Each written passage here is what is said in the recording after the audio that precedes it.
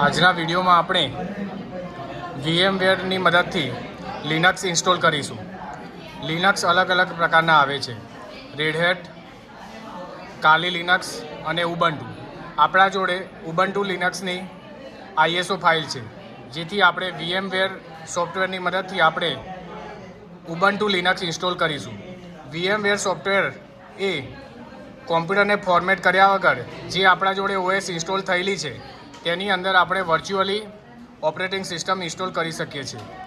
લિનક્સના ફાયદા એ છે કે લિનક્સ ઓપરેટિંગ સિસ્ટમ એ ઓપન સોર્સ છે, એટલે કે વિન્ડોઝની જેમ તેમાં કોઈ પણ લાયસન્સની જરૂર પડતી નથી અને લિનક્સમાં સિક્યુરિટી સારી હોય છે, જેથી તેમાં હેકર્સ હેક તેને કરી શકતા નથી અને લિનક્સમાં અત્યાર સુધી કોઈપણ જાતનો વાયરસ શોધાયેલો નથી। તો હવે આપણે VMware સોફ્ટવેરની મદદથી આપણે ઉબુન્ટુ લિનક્સ ઇન્સ્ટોલ કરીશું। જેથી મેં VMware સોફ્ટવેર ઇન્સ્ટોલ કરેલું છે તેને હું પહેલાં ઓપન કરીશ। તો આ VMware સોફ્ટવેર ઓપન થઈ ગયું છે। તેમાં આપણે create a new virtual machine પર જઈશું। ત્યારબાદ અહીંયા કસ્ટમ પર સિલેક્ટ કરીશું। ત્યારબાદ અહીંયા નેક્સ્ટ પર ક્લિક કરીશું। નેક્સ્ટ બાદ અહીંયા પણ તમે નેક્સ્ટ પર ક્લિક કરવાનું થશે। ત્યારબાદ અહીંયા આગળ આપણી લિનક્સની ISO ફાઇલ છે તેને આપણે બ્રાઉઝ કરીને સિલેક્ટ કરીશું અને ઓપન કરીશું। ત્યારબાદ નેક્સ્ટ પર ક્લિક કરીશું। અહીંયા ફૂલ નેમમાં તમારે જે પણ નામ રાખવું હોય સિસ્ટમનું તે રાખી દેવાનું છે।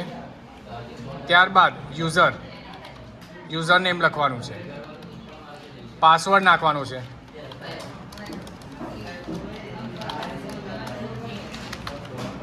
અને પાસવર્ડ જે ઉપર નાખ્યો તો એ રીએન્ટર કરવાનો છે। ત્યારબાદ નેક્સ્ટ પર ક્લિક કરવાનું છે, ફરીથી નેક્સ્ટ પર ક્લિક કરવાનું છે। અહીંયા નંબર ઓફ કોર્સ છે ત્યાં આગળ હું 2 સિલેક્ટ કરી દઉં છું। ત્યારબાદ નેક્સ્ટ પર ક્લિક કરું છું।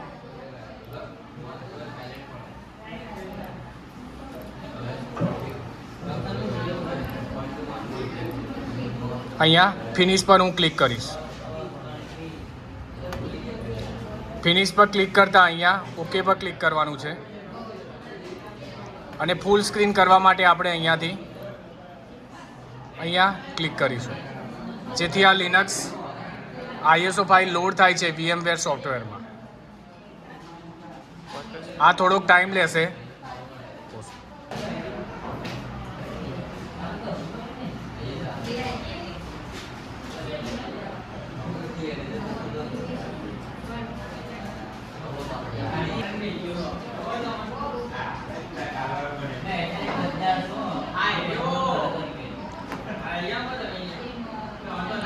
ઉબુન્ટુ લોડ થાય છે VMware સોફ્ટવેરમાં। અહીંયા આપણે ઇંગ્લિશ લેંગ્વેજ સિલેક્ટ કરીશું અને નેક્સ્ટ દબાવીશું।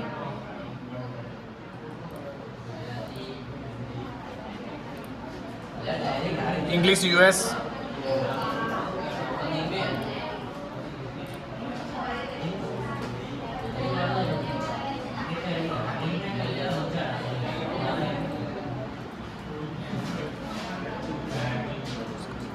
અહીંયા આપણે ટ્રાય ઉબુન્ટુ પર ક્લિક કરીશું અને ક્લોઝ દબાવીશું, જેથી આપણા જોડે આ રીતનું લિનક્સ ડેસ્કટોપ દેખાશે। તેમાં આપણે અહીંયા ક્લિક કરવાનું છે। ત્યારબાદ આપણે લિનક્સ કમાન્ડ કરવા માટે આપણે ટર્મિનલમાં જવાનું છે, જેથી આ રીતની એક ઇન્ટરફેસ ઓપન થશે। તેમાં તમારે લિનક્સનો પહેલો કમાન્ડ કરીશું LSનું પૂરું નામ લિસ્ટ છે। આ કમાન્ડની મદદથી જેટલી પણ ડિરેક્ટરી છે એ આપણને અહીંયા બતાવશે। તો અહીંયા તમે જોઈ શકો છો desktop, document, download, music, picture, public, snap, templates અને વિડીયો આટલા બ્લુ અક્ષરમાં દેખાડે છે, જેથી આ બધી ડિરેક્ટરી એટલે કે ફોલ્ડર છે।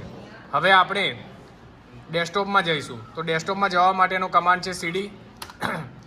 ડેસ્કટોપમાં D કેપિટલ છે એટલે અહીંયા આપણે લખીશું ડેસ્કટોપનો D કેપિટલ રાખીને એન્ટર મારીશું, જેથી આપણે ડેસ્કટોપમાં એન્ટર થઈ શકીશું। ત્યારબાદ આપણે ડેસ્કટોપ પર ફાઇલ બનાવીએ છીએ। તો ડેસ્કટોપમાં બ્લેન્ક ફાઇલ બનાવવા માટેનો કમાન્ડ છે ટચ. ટચ લખીને જે પણ નામ લખીશું તો તમે ડેસ્કટોપ પર જોઈ શકો છો કે એક મનોજ નામની ફાઇલ બની ગઈ છે. તેને ઓપન કરીશું તો એ બ્લેન્ક દેખાશે, કેમ કે ટચ કમાન્ડની મદદથી તમે બ્લેન્ક ફાઇલ બનાવી શકો છો. ત્યારબાદ બીજી ફાઇલ બનાવવાનો કમાન્ડ છે કેટ. કેટ > મેહુલ. તો તમે ડેસ્કટોપ પર જોઈ શકો છો મેહુલ નામની એક ફાઇલ બની ગઈ છે. અહીંયા તમારે એની અંદર જે લખવું હોય તો તે તમે લખી શકો છો.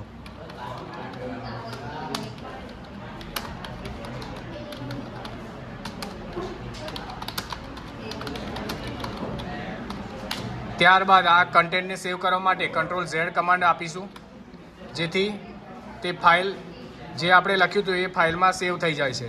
હવે આપણે ફાઇલ ઓપન કરીને જોઈ લઈએ છીએ. તો મેહુલ નામની ફાઇલ હતી તેની અંદર આપણે જે લખ્યું હતું એ કન્ટેન્ટ આવી ગયો છે. ત્યારબાદ આ કન્ટેન્ટને કમાન્ડની મદદથી જોવા માટે આપણે કમાન્ડ લખવો પડશે કેટ. તો તમે જોઈ શકો છો કે જે આપણે લખ્યું હતું મેહુલ નામની ફાઇલમાં તે આપણે જોઈ શકીએ છીએ. ત્યારબાદ હવે આપણે ડિરેક્ટરી એટલે કે ફોલ્ડર બનાવીશું. તો ફોલ્ડર બનાવવાનો કમાન્ડ છે mkdir મેક ડિરેક્ટરી. મેક ડિરેક્ટરીની મદદથી તમે જેટલા ફોલ્ડર બનાવવા માગતા હોય એટલા બનાવી શકો છો. તો આપણે ફોલ્ડર બનાવીએ અલગ અલગ. તોહિત, વલય, જહીદ, પ્રકાશ,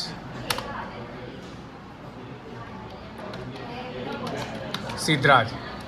આ દબાવીને હું એન્ટર મારીશ તો તમે જોઈ શકો છો કે ડેસ્કટોપ પર જેટલા મેં નામ લખ્યા હતા એટલા બધા ફોલ્ડર બની ગયા છે. હવે આપણે અહીંયા LS લખીશું ડેસ્કટોપ પર તો અહીંયા તમને બતાવશે કે મનોજ અને મેહુલ નામની ફાઇલ છે, જેથી તે વ્હાઇટ અક્ષરમાં બતાવે છે. અને સિદ્ધરાજ, તોહિત, પ્રકાશ, વલય, જહીદ એ ફોલ્ડર છે જે તમને બ્લુ કલરમાં બતાવશે. તો હવે આપણે કોઈ એક ફાઇલને આપણે ફોલ્ડરમાં કોપી કરીશું. તો કોપી કરવાનો કમાન્ડ છે CP. મનોજ, વલય. તો એનો મતલબ છે કે મનોજ નામની ફાઇલ વલય નામના ફોલ્ડરમાં કોપી થશે. હવે આપણે જોઈ લઈએ. તો વલય નામનું મેં ફોલ્ડર ઓપન કર્યું તો તેમાં તમે જોઈ શકો છો કે મનોજ નામની ફાઇલ ડેસ્કટોપ પર પણ છે અને કોપી થઈને વલય નામના ફોલ્ડરમાં આવી ગઈ છે. ત્યારબાદ આપણે ફાઇલને મૂવ કરીએ. તો મૂવ કરવા માટેનો કમાન્ડ છે MV. sudo MV. ફાઇલનું નેમ છે મેહુલ. મેહુલ નામની ફાઇલને આપણે તોહિત નામના ફોલ્ડરમાં મૂવ કરીએ છીએ. તો તમે જોઈ શકો છો કે અહીંયાથી ફાઇલ મૂવ થઈને તોહિત નામનું ફોલ્ડર હતું તેમાં આવી ગઈ છે. ત્યારબાદ રિનેમ કરવા માટેનો કમાન્ડ છે MV. MV મનોજ નામની ફાઇલ છે, એનું નામ મારે કરવું છે આકાશ. તો અહીંયા મનોજ નામની ફાઇલ છે તેનું નામ હવે આકાશ થઈ જશે. બરાબર. હવે આપણે ફાઇલને રિમૂવ કરવી છે. તો રિમૂવ કરવા માટેનો કમાન્ડ છે RM. તો આકાશ નામની ફાઇલ રિમૂવ થઈ ગઈ છે. હવે આપણે જેટલા પણ બ્લેન્ક ફોલ્ડર હતા એને આપણે રિમૂવ કરી દઈએ. તો સિદ્ધરાજ નામનું ફોલ્ડર હતું એ બ્લેન્ક છે. પ્રકાશ નામનું ફોલ્ડર પણ બ્લેન્ક છે. જહીદ નામનું ફોલ્ડર પણ બ્લેન્ક છે. તો ફોલ્ડરને ઉડાવવા માટેની કમાન્ડ છે RM-R.